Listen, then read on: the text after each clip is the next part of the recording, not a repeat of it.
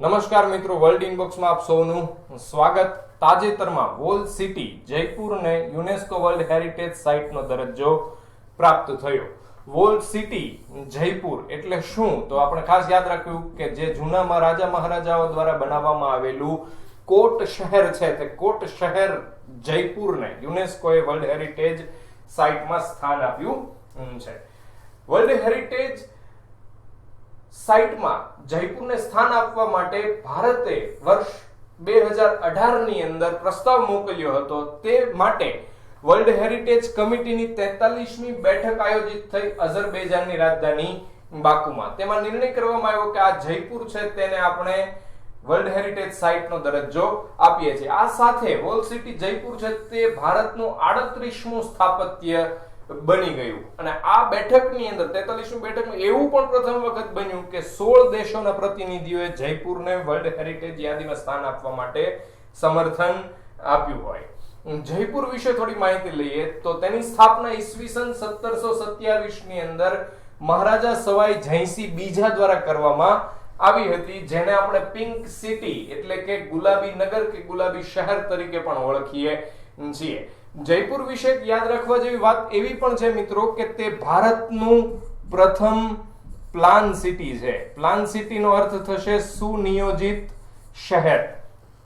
અને આ જયપુર છે તેને કોણે ડિઝાઇન કોણે કર્યું હતું, તેના વાસ્તુકાર કોણ હતા, તેના આર્કિટેક્ચર કોણ હતા, તો કે ભાઈ કોણે કરી તેની ડિઝાઇન? તો કે વિદ્યાધર ભટ્ટાચાર્ય. વિદ્યાધર ભટ્ટાચાર્ય છે તેઓ મૂળ બંગાળી હતા અને તેઓ નું નામ ભારતની અંદર આર્કિટેક્ચર ક્ષેત્રે હજી સુધી માન મર્યાદા અને આદર્શપૂર્વક લેવામાં આવે છે. તેવા મૂળ બંગાળી વિદ્યાધર ભટ્ટાચાર્યએ આ જયપુરનું ડિઝાઇન કર્યું હતું અને તે જયપુરને ભારતનું પ્રથમ પ્લાન સિટી પણ કહેવામાં આવે છે. હવે પ્લાન સિટી આપણને યાદ આવે સુનિયોજિત નગર એટલે આપણા ગુજરાતની અંદર ગાંધીનગર છે તેને પણ આપણે સુનિયોજિત નગર પ્લાન સિટી તરીકે ઓળખીએ છીએ.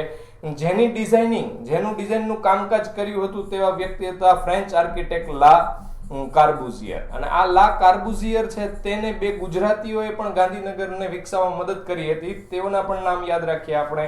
એક વ્યક્તિ હતા બાલકૃષ્ણ દોશી અને બીજા વ્યક્તિ હતા HK મેવાડા. આ બંને લોકોએ ફ્રેન્ચ આર્કિટેક્ટ લા કાર્બુઝિયરને મદદ કરી અને ગાંધીનગર છે તે ગ્રીડ પેટર્નના આધારે સુનિયોજિત નગર બન્યું, જે હાલમાં 30 સેક્ટરમાં વિભાજિત છે. અને આપણે સૌ જયપુર વિશે જાણીએ છીએ કે તે સ્થાપત્ય કલા અને વાસ્તુકલાનો એક ઉત્તમ નમૂનો છે. ભારતમાં વર્લ્ડ હેરિટેજ સાઇટના સ્થળોની સંખ્યા જોઈએ તો આપણે જયપુર સાથે અત્યારે હાલ સુધીમાં 38 સ્થળો ભારતમાં આવેલા. સૌપ્રથમ અજંતાની ગુફાઓને જે મહારાષ્ટ્રના ઔરંગાબાદ જિલ્લામાં આવેલી છે તેને વર્ષ 1983 ની અંદર યુનેસ્કોએ વર્લ્ડ હેરિટેજ સાઇટનો દરજ્જો આપ્યો હતો. અને ભારતમાં સૌથી વધુ 38 પૈકી સૌથી વધુ વર્લ્ડ હેરિટેજ સાઇટ છે તે મહારાષ્ટ્રની અંદર નોંધાયેલી છે. મહારાષ્ટ્રની અંદર 6 જેટલી સાઇટ છે તેને આ યુનેસ્કોએ વર્લ્ડ હેરિટેજ સાઇટનો દરજ્જો આપેલો છે. તો આપણે ગુજરાતમાં આવીએ તો ગુજરાતમાં સૌપ્રથમ વર્ષ 2004માં ચાંપાનેર છે તેને યુનેસ્કોએ વર્લ્ડ હેરિટેજ સાઇટનો દરજ્જો આપ્યો. આ ચાંપાનેર છે તે પાવાગઢની તળેટીની અંદર પંચમહાલ જિલ્લાની અંદર આવેલું છે. તેને વર્લ્ડ હેરિટેજ સાઇટનો દરજ્જો શા માટે આપવામાં આવ્યો? કારણ કે એમ કહેવાય છે કે ઈસવીસન 746 ની અંદર જ્યાં ગુજરાતની અંદર વનરાજ ચાવડા નામના શાસક થઈ ગયા. તે વનરાજ ચાવડા છે તેણે તેના મિત્ર ચાપરાજ વાણિયાના સન્માનની અંદર પાવાગઢની તળેટીમાં ચાંપાનેર વસાવ્યું હતું. તે ચાંપાનેર છે તેને આપણે ગુજરાતની સ્વતંત્ર સલ્તનત કાળ સમયે જે મોહમ્મદ બેગડો નામનો શાસક થઈ ગયો તેને બીજી રાજધાની તરીકે પસંદ કર્યું હતું. એટલે ચાંપાનેર છે તેનો વિકાસ થયો. તે મોહમ્મદ બેગડાએ ચાંપાનેરના શાસક પતઈ રાવળને હાર આપીને આ જીતી લીધું જ્યારે ચાંપાનેર. ત્યારબાદ ત્યાં આગળ તેને કમાનાકાર મહેલ અને તે મહેલ પાસે બુઢિયો દરવાજો વગેરે અનેક સ્થાપત્યોની ત્યાં રચના કરાવી હતી. એટલે આ જૂનો ઇતિહાસ સંગ્રહીને બેઠેલું સ્થળ છે તે ચાંપાનેરને 2004માં યુનેસ્કો વર્લ્ડ હેરિટેજ સાઇટનો દરજ્જો પ્રાપ્ત થયો. ગુજરાતમાં પ્રથમ પૂછવામાં આવે તો તે સ્થળ થશે ચાંપાનેર. તે સાથે વર્ષ 2014 ની અંદર પાટણની રાણકી વાવ છે તેને યુનેસ્કો વર્લ્ડ હેરિટેજ સાઇટનો દરજ્જો આપવામાં આવ્યો. તે પાટણની રાણકી વાવ છે તે આપણે જાણીએ સોલંકી વંશના ભીમદેવ પ્રથમ હતા, તેના રાણી ઉદયમતીએ આ પાટણની રાણકી વાવની રચના કરાવેલી હતી, જે મારું ગુર્જર સ્થાપત્ય શૈલીમાં રચાયેલી, જમીનથી 7 માળ જેટલી ઊંડી હોય તેવું આપણે માનીએ છીએ.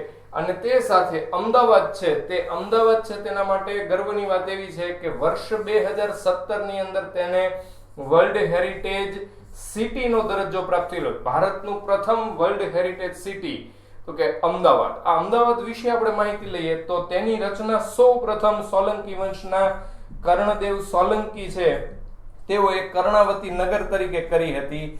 ત્યારે તે વિસ્તારની અંદર શાસન હતું આશાવલ રાજવી કહેવાય છે, આશા ભીલ સરદાર. તેમને હરાવીને કર્ણદેવ સોલંકીએ કર્ણાવતી નગર વસાવ્યું હતું. આ કર્ણાવતી નગર ઉપર ઈસવીસન 1411 માં અને વર્ષ તારીખ હતી 26 ફેબ્રુઆરી 1411 ના રોજ આપણા ગુજરાતની સ્વતંત્ર સલ્તનતના નાસિરુદ્દીન અહમદ શાહ એટલે કે બાદશાહ અહમદ શાહે આ અમદાવાદ શહેર છે તે વસાવ્યું, જે માટે અહમદાબાદ નામ હતું, તેનો અપભ્રંશ થઈને અમદાવાદ થયું. અને અમદાવાદને અંદર એમ કહેવાય કે 3 ધર્મોનો સમન્વય જોવા મળે છે. એક હિન્દુ, બીજું છે ઇસ્લામ અને ત્રીજો છે જૈન ધર્મ. આ ત્રણેય ધર્મનું જ્યાં આગળ સમન્વય જોવા મળે તેવા અમદાવાદને વર્ષ 2017 ની અંદર યુનેસ્કો વર્લ્ડ હેરિટેજ સિટીનો દરજ્જો આપવામાં આવ્યો. અમદાવાદની અંદર આપણે યાદ રાખીએ કે કુલ 54 સ્મારકો આવેલા છે, તે પૈકી 26 જેટલા સ્મારકોને ધ્યાને રાખીને તેને વર્લ્ડ હેરિટેજ સિટીનો દરજ્જો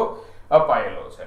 ત્યારબાદ આપણે વાત કરીએ તો યુનેસ્કો છે તેનું પૂરું નામ થશે United Nations Educational, Scientific and Cultural Organization. આ પણ નામ છે તે ઘણી બધી વખત પરીક્ષામાં પૂછાતું રહેતું હોય. તેની સ્થાપના 4 નવેમ્બર 1946 ના રોજ થઈ હતી. તેનું વડું મથક ફ્રાન્સના પેરિસમાં આવેલું છે. યુનેસ્કોમાં હાલમાં સભ્ય દેશોની સંખ્યા છે 195. અને આ યુનેસ્કો છે જે સંસ્થા, તેનો મુખ્ય હેતુ શું છે તો કે શિક્ષણ, પ્રકૃતિ, સમાજ વિજ્ઞાન, સંસ્કૃતિ તથા સંચારના માધ્યમથી આંતરરાષ્ટ્રીય શાંતિમાં વધારો કરવો.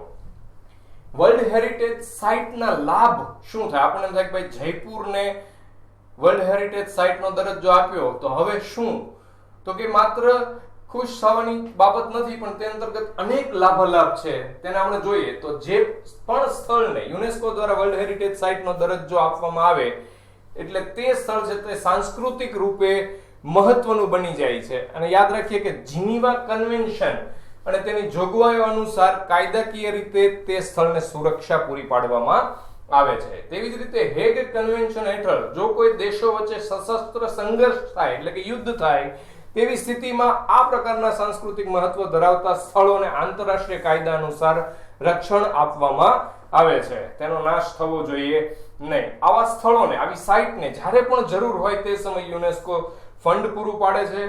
તેના રક્ષણ માટે આંતરરાષ્ટ્રીય ધોરણે પગલાં પણ લેવાય છે. ત્યારબાદ કોઈ પણ સ્થળને યુનેસ્કો વર્લ્ડ હેરિટેજ સાઇટનો દરજ્જો મળે એટલે ત્યાં આગળ પ્રવાસનમાં વેગ જોવા મળતો હોય છે. સ્મારકોના રક્ષણ માટે જે પણ સરકાર છે તેમણે ખાનગી ક્ષેત્ર કે એનજીઓ એટલે કે નોન ગવર્નમેન્ટ ઓર્ગેનાઇઝેશન વચ્ચે ભાગીદારી કરવામાં સરળતા રહે છે. તેમજ આપણે વાત કરી તેમ યુદ્ધ જેવી સ્થિતિમાં સ્મારકોને રક્ષણ પણ પૂરું પાડવામાં આવે છે. તો આ હતી વોલ સિટી જયપુરને જે યુનેસ્કો વર્લ્ડ હેરિટેજ સાઇટનો દરજ્જો પ્રાપ્ત થયો તે અંગેની વિગત. Thank you.